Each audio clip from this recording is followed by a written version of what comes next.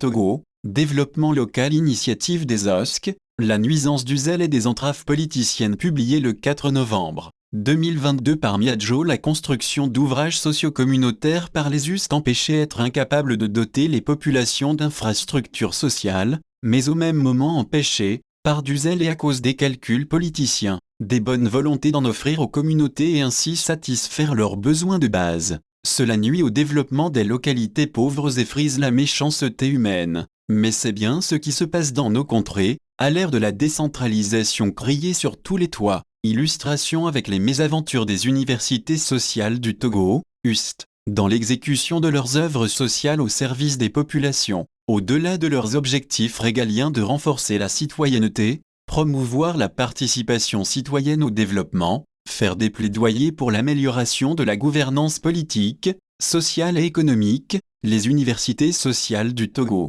UST, ce collectif d'associations de la société civile et de citoyens engagés créé en 2016, met aussi la main à la pâte pour satisfaire des besoins de base des populations. L'un des cadres d'action de ce volet, c'est le programme Jeunesse Triennale, PJT, mis en œuvre depuis août 2019 avec l'appui de partenaires tels que Broodfjord Welt, Pain pour le Monde, et le Comité catholique contre la faim et pour le développement, CCFD Terre Solidaire. Parmi les nombreuses actions déployées, le camp jeunesse assorti de construction d'infrastructures socio-communautaires aux populations locales sur la base de leurs besoins exprimés. Les US en ont organisé 4, 04, en 303, an d'exécution du PJT et financé des ouvrages. À Togoville, le centre de prière, ou de cérémonie traditionnelle, a été rénové. À Zozokonji non loin d'Avetenou, ce sont 606 blocs de latrines non vidangeables qui ont été offerts aux habitants.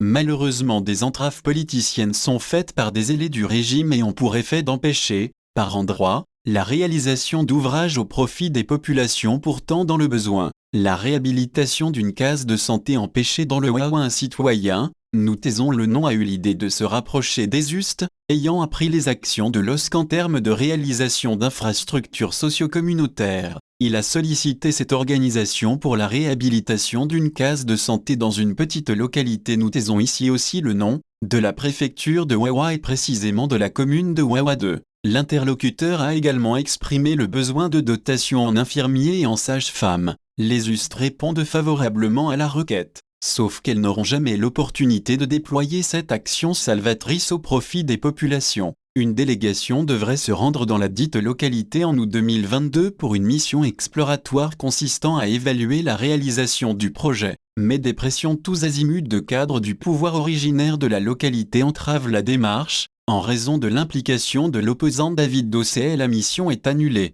et donc la rénovation de la case de santé aussi. Récemment, c'est à Glidji dans les lacs que des autorités locales ont fait preuve de zèle. Un camp réunissant des dizaines de jeunes d'horizons divers en prélude à EPEC de cette année, était censé permettre de réaliser des travaux d'intérêt communautaire comme la rénovation du dispensaire et l'installation de lampadaires solaires. Les activités avaient bien démarré, avec le soutien fort apprécié des autorités traditionnelles, mais les entraves administratives n'ont pas tardé à faire jour. Claude Chomedou sevrait de 3 latrines et d'une installation solaire. Un camp jeunesse devrait avoir lieu les 11, 12 et 13 avril 2022 à Asrama et rassembler 10 jeunes du canton et 30 autres de différentes localités du Togo. Au programme des travaux communautaires, les participants devraient planter des arbres fruitiers, faire des séances d'éco-jogging et ramasser les ordures, entre autres. Le point d'orgue devrait être la construction de 303 latrines et l'installation d'un dispositif solaire au profit des habitants de Claude Chomedou, une petite localité située à une trentaine de kilomètres de Notsé dépourvue d'électricité. D'un coût total d'1 700 000,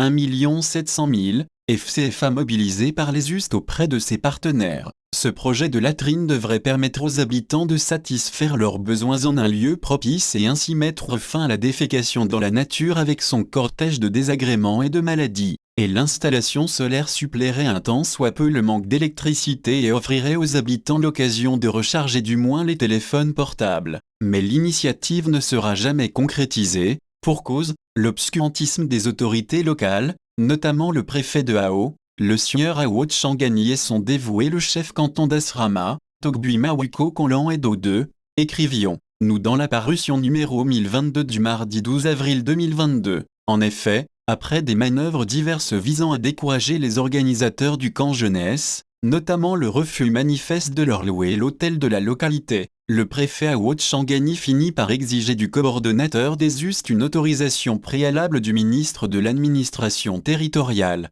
de la décentralisation et du développement des territoires pour construire ses blocs de latrines et l'installation solaire, après avoir réclamé le récépissé de l'OSC. Il serait bien que vous vous adressiez au ministre de l'administration territoriale. Si vous ne pouvez pas le faire, là on suspend l'activité et vous pouvez faire ça ailleurs, aurait dit en substance le préfet Awo Changani au coordonnateur des US, rapportions-nous. C'est ainsi que la construction de ces ouvrages au profit des populations de Klotchomedou a été annulée. L'indignation de David Dossé. Il y a un zèle intempestif et pathologique évident de la part de certains responsables locaux, certains cadres du parti au pouvoir, empêtrés dans un égoïsme sans borne et une méchanceté inégalée, sont également en cause. Ils ont tout le confort chez eux, mais pour des raisons politiciennes, ils empêchent des concitoyens d'apporter un minimum de soulagement à des communautés en situation précaire. Il faut que ça cesse. Le coordonnateur des US ne croit pas si bien dire.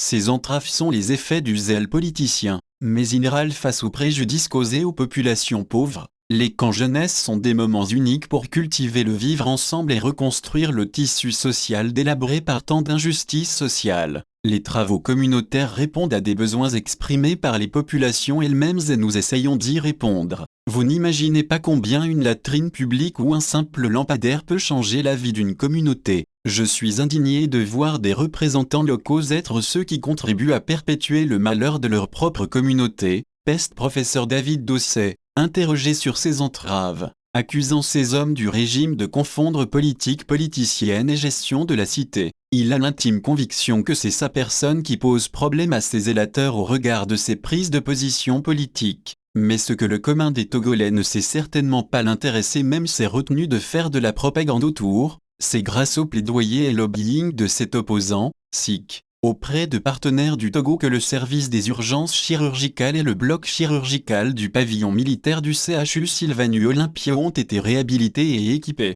Si c'est de la politique politicienne, alors allons au bout de la logique, que cela prenne la décision aussi de fermer ces services, requiert-il. Malgré ces entraves tous azimuts, professeur David Dossé ne compte pas abdiquer. Quand vous avez une jeunesse à construire, des communautés dans le besoin, vous ne pouvez pas baisser les bras, confie-t-il.